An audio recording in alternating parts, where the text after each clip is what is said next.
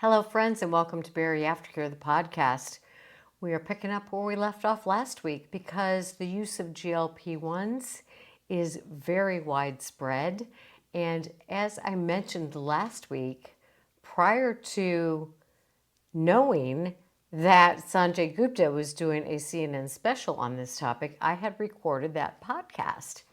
So now I want to present to you the information that Dr. Gupta shared in that CNN special. You may have had a chance to watch it, you may not have, but I would absolutely encourage you to watch it.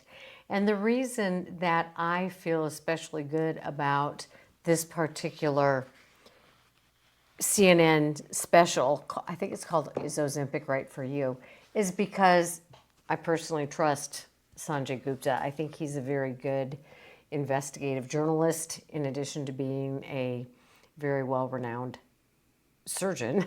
He's a brain surgeon, but he's a really well-renowned physician, and I think he did a lot of work in his efforts to report factual information.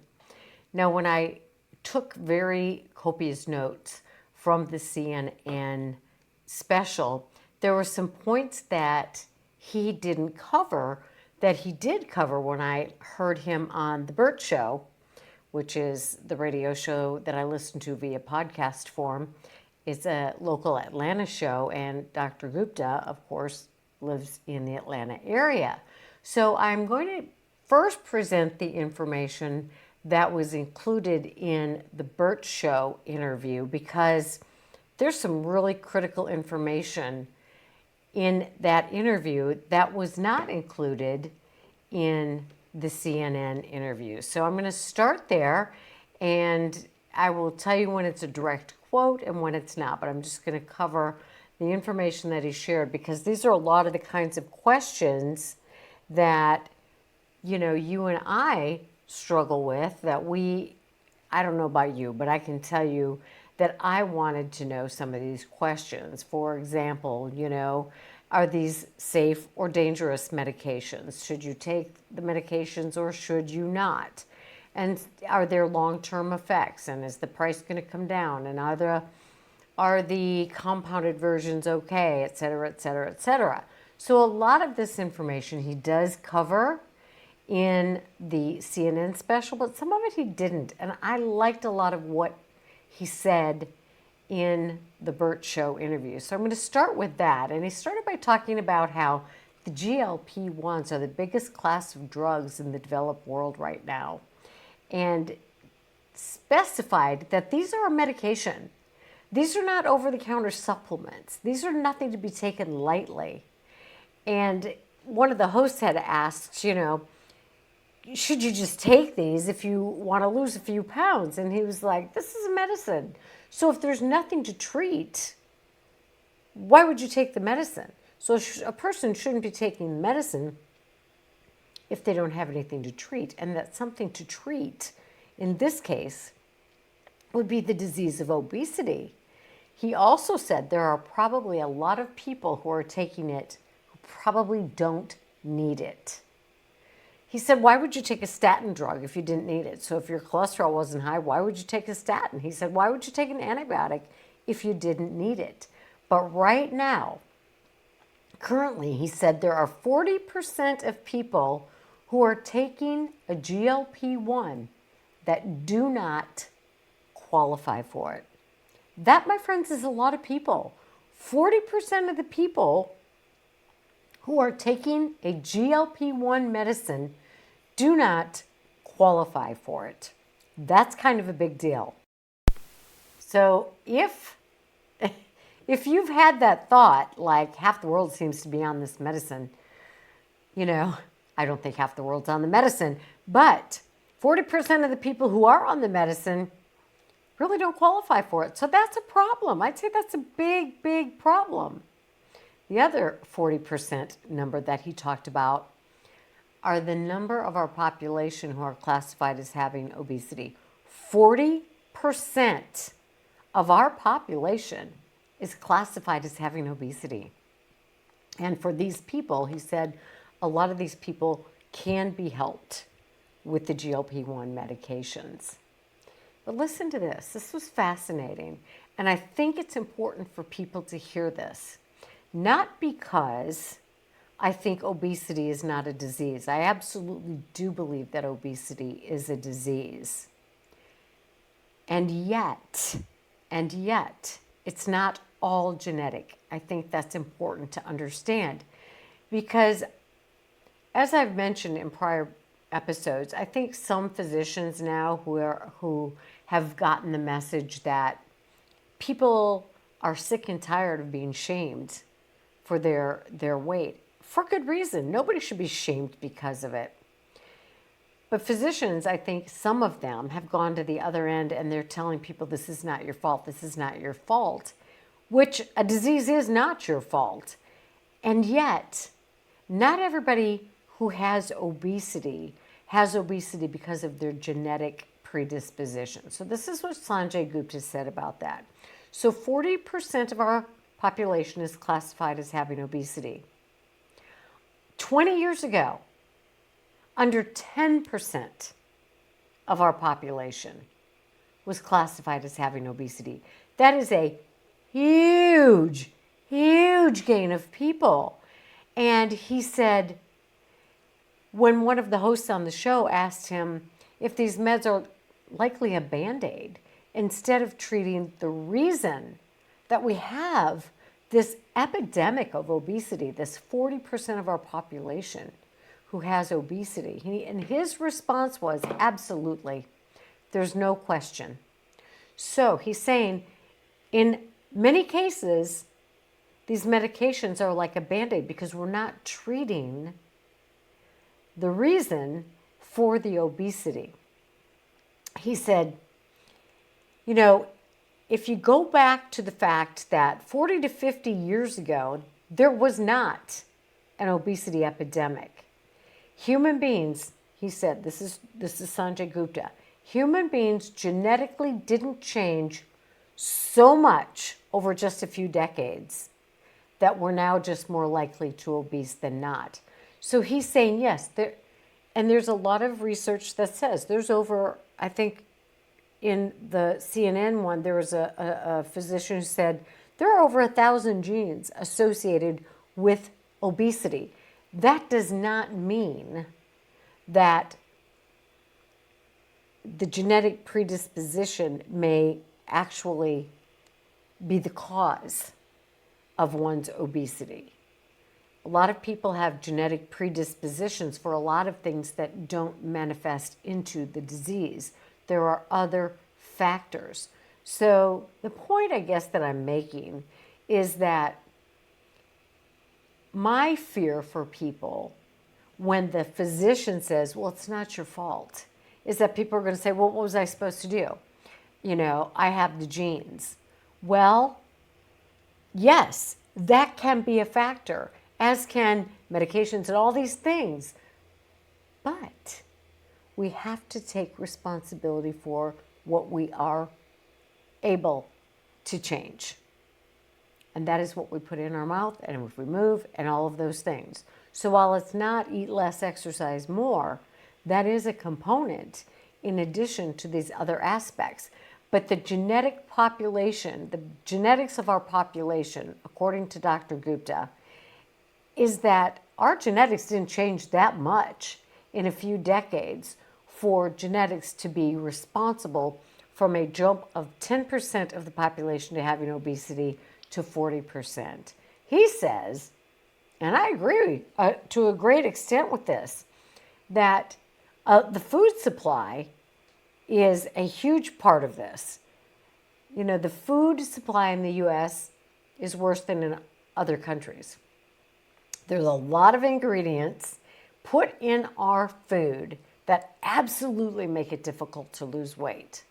And that is a societal issue. And a lot of things in our foods that are put into our foods set you up for obesity. And he noted corn syrup, and there are many others, obviously. So that is a problem. That's one of the factors in our country that has led to this huge increase to 40% of our population having the disease of obesity. Now, that is something that you can have influence over because you can educate yourself about the kinds of foods that you're putting into your body and work toward eating more whole foods, less processed foods. But that is definitely an issue. All right, listen to this. 70% of chronic disease in our country, 70%. That's almost all of it, my friends. 70% of chronic disease in this country is preventable. And the vast majority of that prevention is in the way we nourish ourselves. So this was Dr. Gupta saying this. This isn't Connie saying this. So what we put in our bodies negatively impacts so many chronic diseases, and 70% of that is preventable. So we could prevent 70% of the diseases that we likely have by what we put into our bodies. And this, my friends, is something we absolutely can take responsibility for. And if we want these healthy lives, then we have to take responsibility and we have to put more nutritious foods, fewer processed foods, fewer manufactured ingredients into our bodies. That is a reality. 70% of chronic disease is preventable. Yikes. That falls on us. All right, now he did say for a certain percentage of people, obesity is not a choice. That is a true statement. He said, for the percentage of people for whom obesity is not a choice, some of them really work hard, and I have met many people like this. They exercise, they eat well, they do the things that the doctor says. These are the things you need to do to lose weight, and they really, really put a lot of effort into that. And I have met so many of you. So science is explaining that these people they use a thermostat as an example, and they use this in the CNN documentary as well, that some people have a higher thermostat, it's set higher, and they have that food chatter, that food noise that people talk about that is constant, and nagging. So they eat more to quiet that food chatter, and there are brain issues in that, which he gets to later. And he says, for those people, for this percentage of people for whom obesity is driven by this higher level of thermostat and this constant food chatter, he said it's more like addiction or depression in some ways in terms of the brain and how the brain is impacted versus a disease, for example, as he said, of the intestine. So for the people with the brain chatter and the higher thermostat, it's like this is more of a brain disease than a different kind of disease. And he says, for example, more of a brain disease than an intestinal disease. He says, we don't know the percentage of the people who have this food chatter, but research is coming out now, and he says addiction is a brain disease for a lot of people. Just like, years and years and years ago, people didn't consider addiction to be a disease or depression. They were like, those medications are cheating. Nobody says if you take an antidepressant now, you're cheating. And people now recognize that depression is a brain disease to a great extent. And addiction, to a great extent, is a brain disease. And for a percentage of people, obesity may also be a brain disease. Now, he didn't say this, but this is my interpretation. I believe that's why, for some people, not all, but for some people, eating and or certain foods can be addictive substances because these medications turn off that chatter. And they're finding that these medications are helpful in stopping the cravings for people who struggle with drug addictions, alcoholism, other kinds of addictions. So that's a pretty important thing. So really, really important.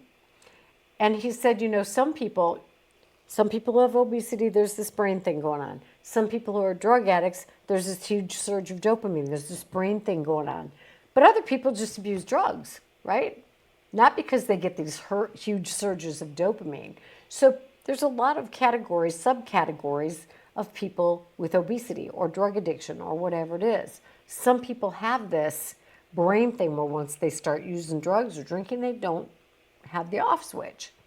Same with food for some people. They don't get that satiety. They have that constant food chatter, but not others. They just eat too much. Or there may be other medical issues, or there may be societal, or there may be environmental issues, right? Different causes, but not everybody has this brain chatter. He said that a recent study showed, now here's the deal, because one of the people said, what happens when you get off of these medications? And he said that a lot of people, the majority, 56%, so over half the people who take the GLP-1s stop taking them within 12 weeks. So what is that, 3 months? And some of it, for some people, is side effects.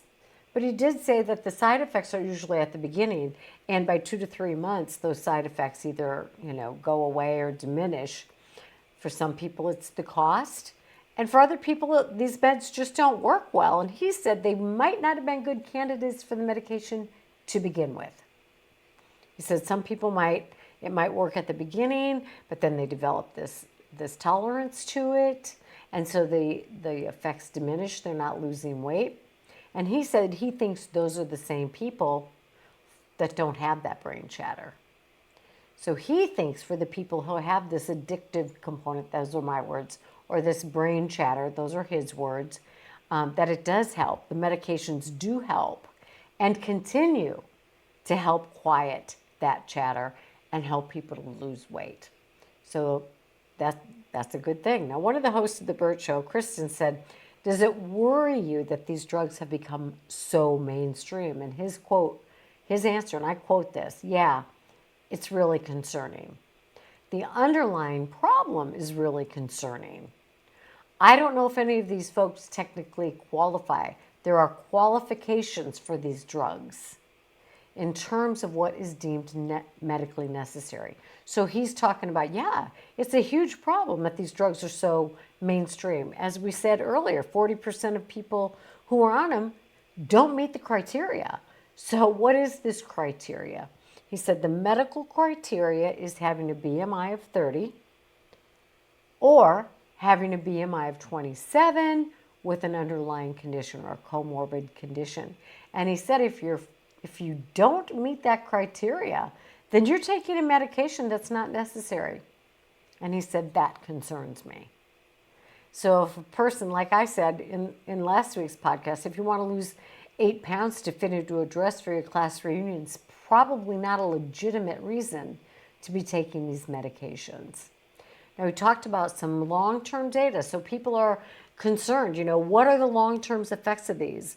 What happens if you're on these for years and years and years? And he said, the long-term data about the side effects is really, really promising. He said there are people who have been on these drugs since the early 2000s in some other countries. And they've been on these for medically necessary reasons. But the long-term data, he says, and I quote, is reassuring. He said, we don't see anything that's of long-term concern after decades of use. So I guess there you have that. Another one of the Burt Show host, Mo, said, what is the sustainability of weight loss with these medications, especially for people who don't have diabetes, once they get off the medications? And Sanjay said that not everybody regains the weight, and many don't regain all of the weight. But here's the statistic that he shared. 14 weeks after coming off the medication, so now we're talking 3.5 months, after coming off the GLP-1s, people often regain half to 2/3 of the weight they lost. All right, so there you go. A lot of people regain half to 2/3 of what they lost. And he said, check this out, this is my favorite part. He said the people, and this made a big, big difference, he said, was the people who got on the medications and started to add in a better lifestyle so that it wasn't just a medication. They didn't rely on just the medication to be the magic. But they were motivated to begin this new lifestyle. And those who implemented the healthy lifestyle choices, the healthier foods, the whole foods, the smaller portions, the increased exercise, were the ones most obviously, hello, going to keep most of that or some of that weight off. So the ones who implemented the lifestyle. So again, my friends, it's about lifestyle. However you lose the weight, you've got to develop the lifestyle. And to me, as you know, lifestyle is way more than just the behavior modifications. Lifestyle includes your emotional and your psychological lifestyle as well. So ridding yourself of the obstacles that get in the way of you knowing what to do and doing those things. So getting rid of the obstacles so you follow through, working through the self-esteem or the, being ill-equipped in whatever ways. So lifestyle, big deal. All right. And then we talked about this cheating. And he said it's not cheating if you're taking a medication for a legitimate issue. And that's when he talked about, they used to think about depression and addiction this way. But of course, if you're taking a medicine for depression, today people are going to say, oh, you're cheating. You're cheating. He said one of the unexpected lessons from the studies of these GLP-1 medications is learning how much of a brain disease obesity can be. Now, this is not Sanjay Gupta. This is me with my history of addiction studies and my background in addiction, is that this brain disease, it wouldn't surprise me at all if not too far in the future, they're categorizing obesity for some people, not all people.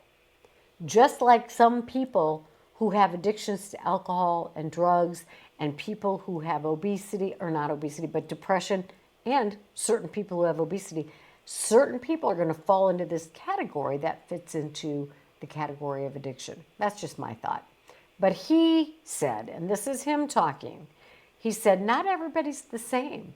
There are probably people, this is Sanjay, there are probably people who could stop eating and, quote, I quote, I don't like these words, but this is what he said, get control of their lifestyle on their own, and they don't need medication.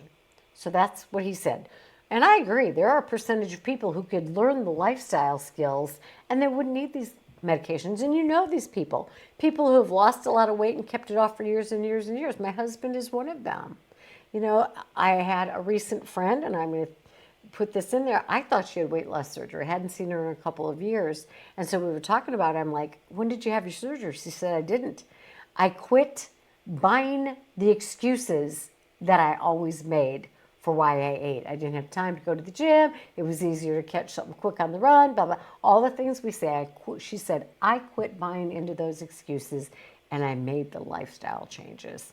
And she's kept this weight off for like 5 years now. So there are people with obesity who could change their lifestyle, get the weight off and keep it off. But, he said, if you have the medically inclusive criteria, that's a problem. And what they found with the semaglutides is you can lower your cholesterol, you can improve these other comorbidities, which is a big deal. And you can do that at the same time as you're losing weight. So there's a percentage of people who absolutely can benefit from these drugs and stay on them long term. He said there are, because one of the hosts was asking, aren't there aren't there kickbacks, or, there's so many doctors prescribing these medications, and Sanjay Gupta was like, there are really strict regulations about kickbacks. I'm saying that doesn't mean it's not happening, but I don't know. I don't know. But he did say doctors are prescribing these meds off label. There's no denying that. So if there's 40% of people who are on these medications that don't meet the criteria, they're getting them somewhere. All right. So that was on the Burt Show, and I loved that information. And not all of that was included in the CNN special. So now I'm going to kind of move into the information that was in the CNN special. Is Ozempic right for you? But it was all about the GLP-1s, not just Ozempic. That was just the title. So I took really, really detailed notes and replayed and replayed and replayed so that I got these quotes accurate. But I would encourage you to watch the replay somewhere. I recorded the episode, so I have it recorded. But what he did was a year-long investigation, and he spoke to the world experts in the study of the disease of obesity. And he asked the questions like, looking at the ways we look at our bodies, looking at the ways that we use food, looking at the way the world's food supply is, and looking at, are these medications the future or are these medications a fad? The safety of these medications they looked at. So he said that in the 1970s and the early 1980s, researchers stumbled upon a hormone called glucagon-like peptide, which is what the GLP-1 is. He said, and you may have heard this, but he said what they were doing was they were looking for a solution to bleeding ulcers because they thought that this peptide might protect the lining of the stomach.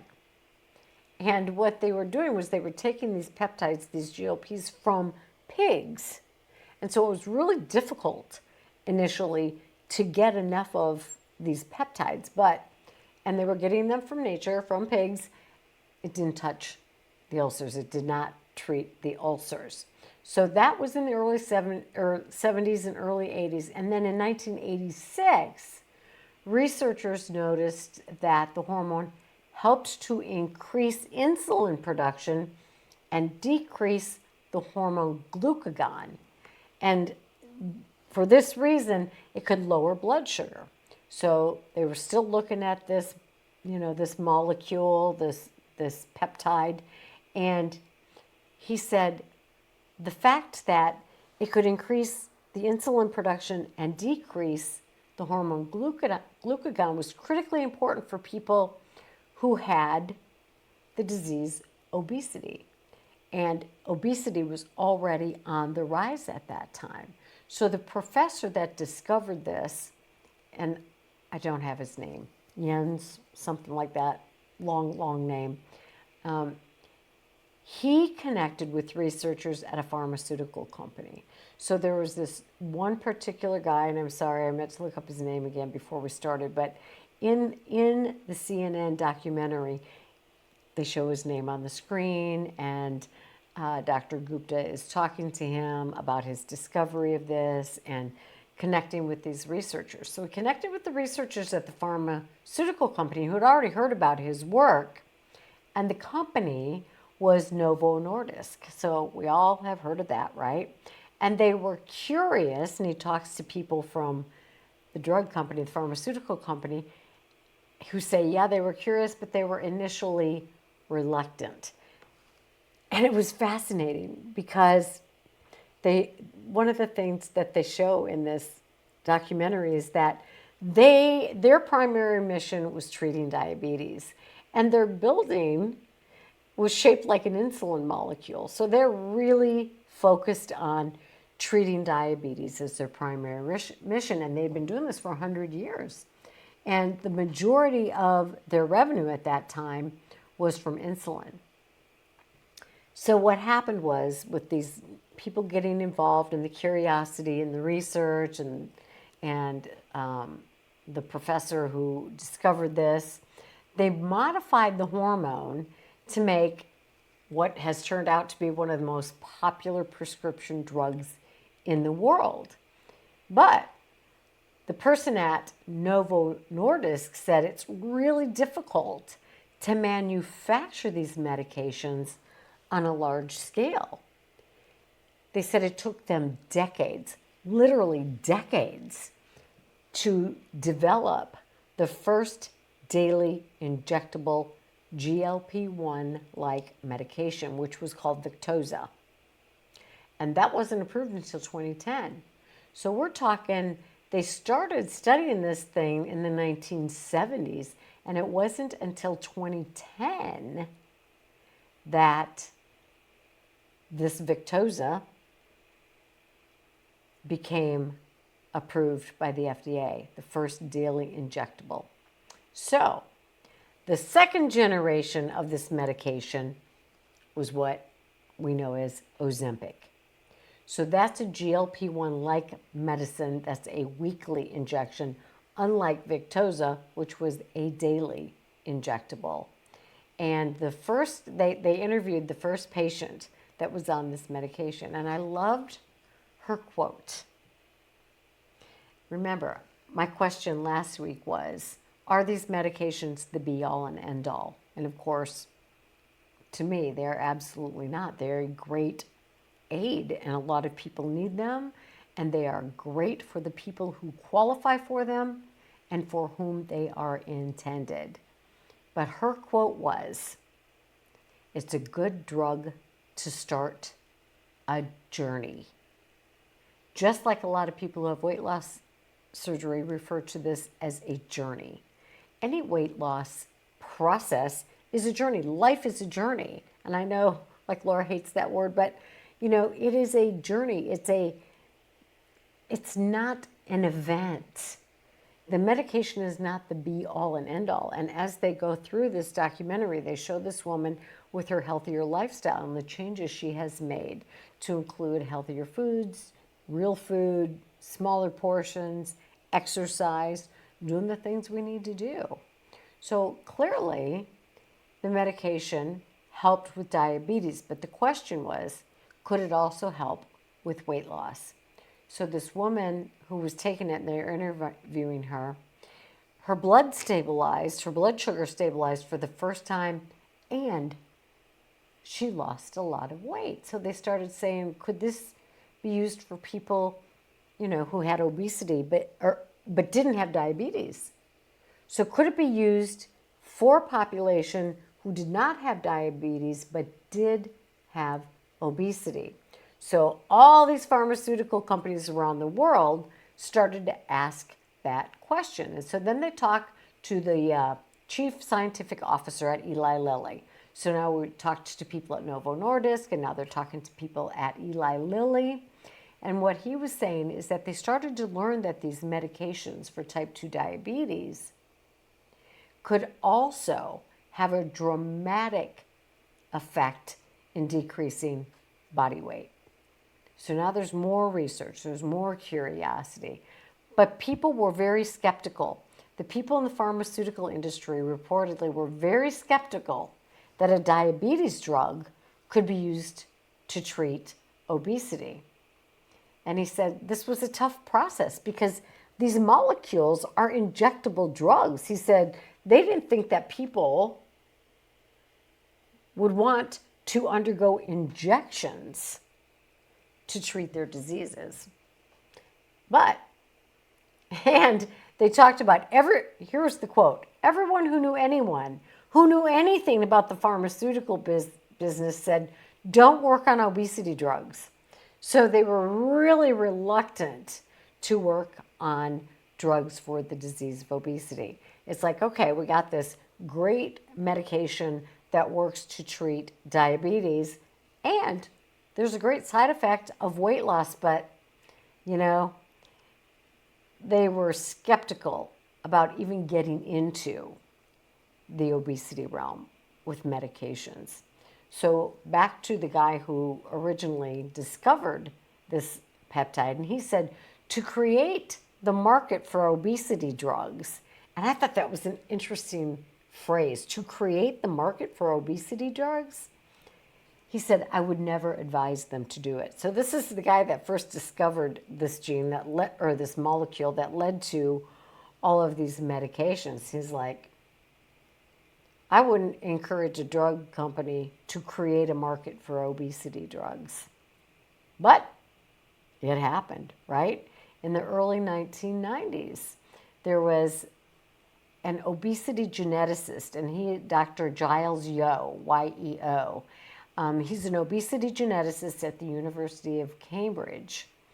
And he said that the evidence was becoming increasingly clear for so many people, obesity is not a choice. And so he went on to talk about, and I mentioned this earlier, that there are over 1,000 genes that play a role in body weight. That is not to say that there are 1,000 genes that cause obesity. And I think people want to hear that because it takes any responsibility, off of them. Just like, it would be easy for me to say, well, genetics cause addiction. That is not a fully true statement. There are some professionals who don't believe there's any genetic correlation between the disease of addiction. I believe there is. There are a lot of people who do believe that genetics play a role in this. Similarly, there are a lot of genes that do play a role. Play a role does not equal cause. So this geneticist, who's a obesity specialist, says over 1,000 genes play a role in body weight. He said it's like a thermostat. And what we're finding is, he says, if it's set higher, if the thermostat is set higher, and you are a person who is set to eat more, you're going to be larger than somebody else. That is part of the genetic piece. And that is a reality. And that piece is obviously been shown to be true through research. The same geneticist, and Dr. Gupta was talking about this also, says that obesity, and I love this, obesity is now considered a disease in the brain. A huge shift in ways we think, with huge implications for treatment. I'm like, hallelujah, right? Now they're looking at the part of the disease of obesity that for some people is an issue in the brain. He said at one time, again, he talked about how depression and addiction were considered to be issues of failure related to willpower rather than diseases of the brain. And he said it's going to take time for people to change their perception of obesity. And again, it's not everybody who has obesity, but for a percentage of people who have obesity, they've got this brain thing going on where their thermostat, as they call it, is set higher and they're programmed to eat more. That is a reality for a certain percentage of the population. So this geneticist is saying if a person has a high BMI and no comorbidities, is it still a disease? That was the question. I think maybe Sanjay Gupta asked that. So if a person, let's say you have a high BMI, so technically you meet the criteria for obesity, but you don't have any comorbidities, is it still a disease? So Karen Condé Knapp, Senior Vice President, Global Drug Discovery at Novo Nordisk, that's quite a title, right? So the Senior Vice President at Novo Nordisk says, some scientists in the field of obesity call that the happy obese. She said she doesn't quite believe that. The person may be in the progression toward developing comorbidities. So she's like, I don't know if it's true. So a lot of times people who are younger, who have a BMI that falls in the obesity range, maybe they don't have any comorbidities. But I'll tell you what, in the 20 years I have worked in this field, I am not surprised anymore, because I'll talk to somebody who's well over 400 pounds and they may be, over 40, they may be in their 50s, they have no medical comorbidities. And then you'll talk to somebody who's in the very low range of BMI as far as obesity goes, and they've got every comorbidity there is, regardless of age. So every body is vastly, vastly different in how bodies are going to respond to weight. And some of these comorbidities may have nothing to do with their weight, but may be genetic in other regards. So it is all over the place in that regard from what I have personally experienced. But they're talking about, this BMI, is obesity still a disease if there are no comorbidities? And she said, we need to look at this food chatter thing. She said, so this food chatter is silenced. She said GLP-1's act in a way that no other known hormone can. So we don't have any other known hormones that can do what these GLP-1s can do in terms of silencing that food chatter. And they talked about how these things work in the body. She said, there's a visual in the documentary says when you eat, there's all kinds of hormones like GLP-1 that are released in your body. And they're called post-nutrient hormones. And they travel, some of them to the brain, to specifically the hypothalamus, to tell the brain, okay, I'm full, I'm satiated. Some of these hormones travel to the pancreas. And then it kicks out more insulin to help you absorb the energy you just consumed, which is the food you ate. Some of them also travel to the gut to slow down the emptying of the food, allowing you to better digest your food. She says, so in a lot of ways, and this was a quote, it seems like the perfect hormone to help you stop eating as much. And a lot of that is because of how the GLP-1s can go to that part of the brain that silences the food chatter that says eat more, eat more, eat more. Food's constantly on my brain. I need more, I need more.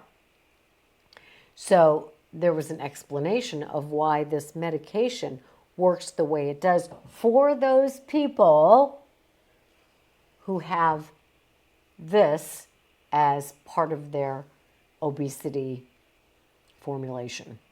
All right, and remember, everybody's different. So now, here we are in 2022, the FDA approved the weight loss medication Wegovy for adolescents. So this is the first time that there was a medication for adolescents. And Dr. Yo, the genetic scientist who works in the field of obesity, would say it's a reset of the body and the mind.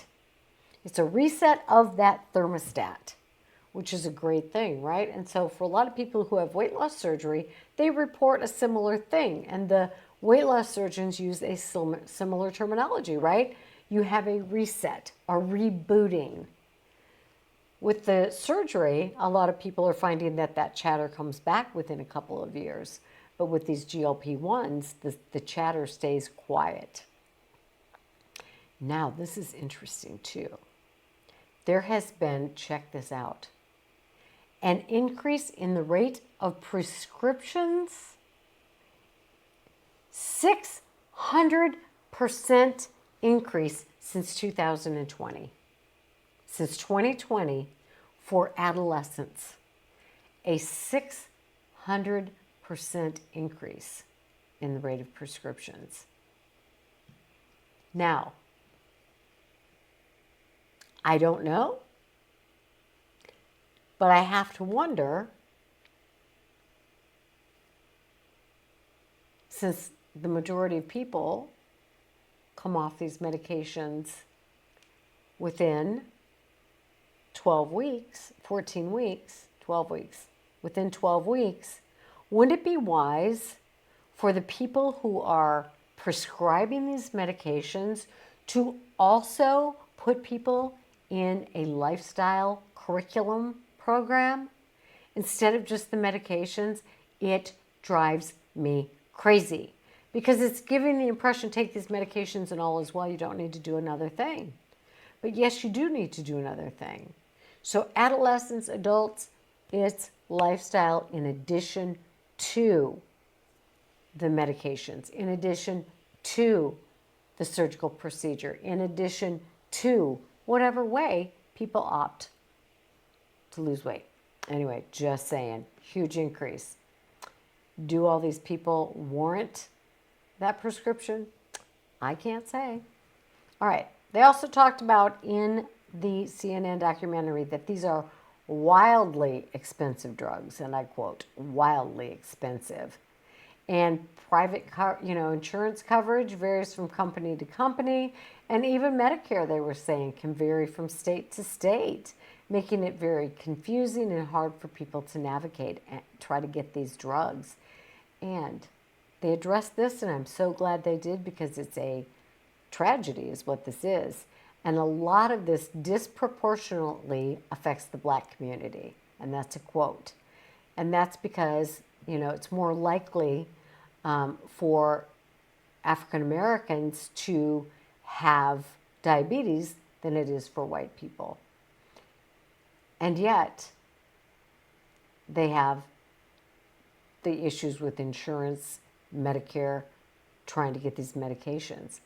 And black people are 4 times less likely than white people to get a prescription for these medications. Something seriously wrong with that. And I don't know where that problem comes from. I don't know if it's a lack of, going to the doctor, a lack of accessibility to a physician, or if these physicians are being unfair in their prescribing these for the black community. I don't know, but there's something seriously wrong there. And they said there's another reason people all over the world were unable to access these drugs. They said when these drugs were first introduced, there was little fanfare. In other words, nobody was talking about it. Nobody was talking about these things. And then in 2021, they said celebrities, influencers, tech moguls started talking and tweeting and posting about these drugs. So that's when in 2021 it was like, whoa, everybody's talking about these. And they were calling them miracle drugs and, all those things that people were hearing and some people think. Here's the problem. Whether people had 5 pounds or 50 pounds to lose, people were looking to these meds and they were, and I quote, desperate for these meds, even if they weren't diagnosed with diabetes or obesity. Now that word desperate says something, right? People are desperate to lose weight. And I get it, absolutely get it, especially if you've struggled with obesity your entire life or for much of it, or if you've tried so many ways to get this weight off. But people who are trying to get these medications, and as Sanjay said, 40% of the people who are on them don't qualify. That's alarming to me. That is alarming. So that's concerning. If you got 5 pounds or 20 pounds to lose, you're not supposed to be using these medications. And I think that is a real shame. So if doctors are prescribing them to those people who don't meet the criteria, then those doctors need to be reported because that is unethical as all get out. So after these influencers and celebrities and everybody were posting about these things, the demand skyrocketed and the drug companies couldn't keep up. Novo Nordisk said if they were asked if they had anticipated that demand, and they were like, no, not at all. We didn't anticipate that. Then they asked the question, how much of the shortage is being driven by those people who don't qualify, those people that infuriate me, and those doctors who are prescribing it infuriate me, the doctors who prescribe it for people who don't qualify for it. So back to Eli Lilly and their chief scientific officer, he was like, even if there was no use outside of the population for whom it was intended, so even if it was just the people who qualified, they wouldn't be able to make enough, he said. And the reason is that the hormone can't be harvested enough, in enough quantity from nature. So that's when they created this GLP-1 mimic called semaglutide. So Novo Nordisk's version, their mimicking of this GLP-1 because they can't get enough of it in nature, is called semaglutide. And that's what's used in the diabetes medication Ozempic and the weight loss medication Wegovy. So that's Novo. Eli Lilly formulated a mimic of 2 gut hormones, GLP-1 plus a GIP mimic, and they call theirs tirzepatide. And that's in Mounjaro and Zepbound. So those are just the 2 different companies and the name of their mimic of this GLP-1. And he said the mimics, this tirzepatide, this semaglutide, are readily available. So they've got enough of the drug, but it takes the drug companies months to purify them, to mix them to the right strength and potency to be an FDA-approved medicine. So they can make this tirzepatide, they can make this semaglutide, but for them to get to the right strength, the right potency for the FDA to approve them takes months and months and months. And they said even if they could speed up that process, then they've got the pens. They've got to make these pens. And Eli Lilly said their pens have 14 different parts. Each of the parts has to be molded and then snapped together and then quality tested. And all of this stuff takes time and time and time and time. And that's where the compounding pharmacies come in, because if the FDA says there's a shortage of this medication, then the compounding companies can come in, and their goal is to provide alternatives of medications that are in shortage. But these are not FDA approved products, but they're thought to have a similar effect.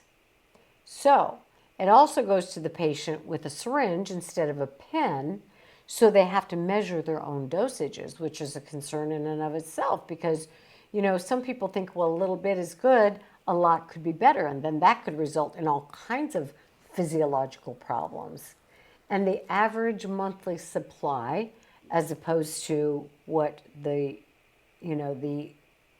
pharmaceutical companies are charging, the compounding ones are between $250 a month and $500 a month. Much more reasonable for people. But they're only allowed, these compounding pharmacies are only allowed to make it when there's an official shortage. So they really can't, they're available when there's a shortage of the manufactured product from the pharmaceutical companies, and it can be definitely beneficial to consumers.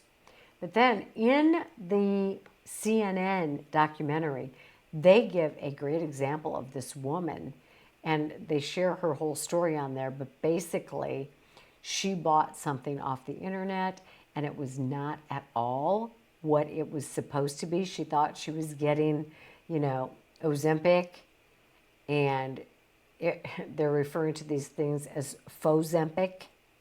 And in the UK, they've seized over 1,000 pens of this Fozempic, and that's more than any other country in Europe, they said. But criminals, what they're doing, as criminals will do, they're going to find a way to make money that can harm and or kill people. So they're buying up these insulin pens, and then they relabel them as Ozempic, and then people think they're getting the real thing. So in the US, the FDA said last year in 2023 that it had seized thousands of units of fake Ozempic. That's terrifying. So that goes back to this desperation. People are so desperate to get this drug because they think it's the miracle drug and it'll take care of everything. They don't even look to see or care what they're buying off the internet, and it's terrifying. So people are accidentally overdosing on this, right? Some of them, like I said, it could be an intentional overdose because they think if a little is good, a lot will go a long way, They try to dial up more from these pens, or it can actually, it can be an accidental overdose because they're using these syringes and they accidentally put too much medication in the syringe.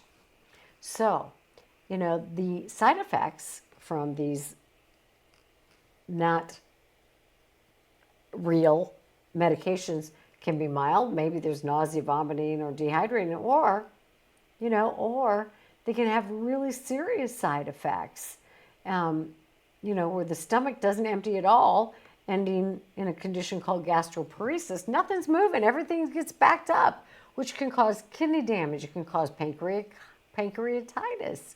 And these are, there's poisonings involving these counterfeit meds.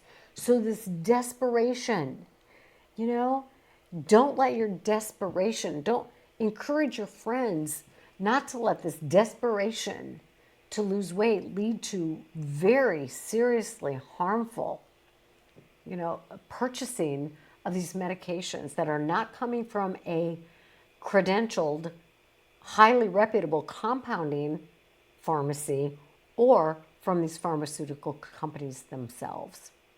All right. And, let's see, there was a study, this was interesting, because they were asking, about Could the medications take away your joy for food? And the original guy from Copenhagen who had, discovered this peptide said, yeah, you definitely don't enjoy food as much. And for a lot of people who struggled with food noise, it's like, thank God, I don't want to. But then they were like, could this lead to depression? You know? And they did a study with 7,000 adolescents ages 12 to 18 with the GLP-1. And they found that no, that's not happening. Not happening. These drugs are not leading to depression related to a lack of joy over food. In fact, the people who were on the medicines had a 33% lower risk of suicidal thoughts than the people not treated. And that makes sense to me. Think of a teenager. These are teenagers, right? But they're losing weight, they're feeling better, they don't constantly think about food. Yeah, that's going to lead to a decrease in depression, I would think. It's like, finally, what a relief. I can enjoy my life. I can be a teenager. I'm not ruled by this obsession with food. So there you have that. All right, now, Dr. Giles Yeo, Y-E-O, who is the geneticist, the obesity specialist, said these drugs are very effective, but he added, they are not for everyone. More than half of the people, again, we've talked about this, I've mentioned this, who go on the medication stop them in just 12 weeks. For most people, they're not turning out to be lifelong drugs because some people lose the weight too quickly or they become less social because so much of their social life revolves around going out to eat, enjoying food with people, enjoying family events. So they're like, no, I just hang out at home too much of the time, so they're less social. Some people are tired a lot of the time on these medications. And some people, and they referred to this as Ozempic face, having sagging, loose skin. Well, that's going to happen when you lose a lot of weight, as people who have a surgical procedure oftentimes knows. I have a very good friend of mine, one of my very best friends, and she and her husband both have been taking a compounded version of a semaglutide for 2 years, almost 2 years. My friend herself has lost 100 pounds. Her husband has lost 90. And she has that, sagging, loose skin. And she's like, I don't care. I don't care. I have such a higher quality of life. I don't think about food all the time. I never knew what this felt like. She said it was a constant nagging of the brain. And she's like, I don't care about this loose skin. So, some people that may bother, some people it may not. Another concern is that you lose lean mass as well as fat mass. So in other words, people are losing muscle in addition to losing fat. And that's a problem, they said, especially for older people, because losing too much muscle, especially as you age, leads to falls. And falls for older people lead to a decreased lifespan. So they were talking about how the next generation of these medications could be coupled with other drugs that'll help build muscle at the same time as losing fat. It's getting a little complicated and, a little, I don't know. Time will tell. Research will tell about the long-term effects of these. And so this geneticist, this Dr. Ye says, there's a lot to disentangle about the long-term use of these medications. He said the research does seem to point to one clear direction. He said, the research does seem to point to one clear direction. Significant benefits on the heart and on the brain with these medications. So there may be benefits to help with aging along with these medications. So there's a lot to be discovered. There's a lot to be researched. But Novo Nordisk is now worth more than the entire company of Denmark. Novo Nordisk is in Denmark, and they are worth more than the entire country of Denmark where they're based. And it's largely due to the Ozempic and the Wegovy. Now, they say that there are 45 companies now trying to make their own medications. They're trying to make them better. They're trying to make them stronger, have fewer side effects, easier to take. Hopefully, being able to create a once monthly or even a once yearly. Who knows what's coming down the road, but they're in a lot of works with these medications. And Eli Lilly apparently just released a new and less expensive Zepbound. It doesn't have a pen, but it has a single-use syringe, which is making it more affordable to people. And they ended, and I loved this, they didn't highlight it as much as I wish they would have, but they ended it by talking about how exercising and eating right in an attempt to keep the weight off is important. And they used the word significant. Significant lifestyle changes are necessary. That is what my life's work is all about, friends, is helping people to make the significant lifestyle changes necessary. Because if the average person goes off these medications in just 12 weeks, and if 40% of the people who are currently taking these medications have no business being on these medications, hopefully there will be some legislation that says if you don't qualify, you don't get the medication to start with. I mean, if you, obviously you're not going to qualify as you lose the weight, but if it's helping you, that'll be a different issue. But to get these medications initially, if you're not qualified, there's no need for you to be on them and you shouldn't be on them. But for those who are on them, and if there's some reason they need to come off of them, if during that time, and same with surgical weight loss procedures, if during that time that is really benefiting you, you develop these significant lifestyle changes, you are much more likely to keep some to all of that weight off after, in the case of surgical procedures, you know, the reset of your body adjusts to that and you are hungrier, you can consume more food. If you develop these significant healthy lifestyle behaviors, you're more likely to keep that weight off. And if you're on the medications and you have to go off of them for some reason, these significant lifestyle changes can absolutely help you maintain your weight loss. And I personally believe that along with these significant lifestyle changes, it's not just the behavioral ones. It's not just changing how much you eat, what you eat, portion sizes, and moving more. That is part of the lifestyle changes.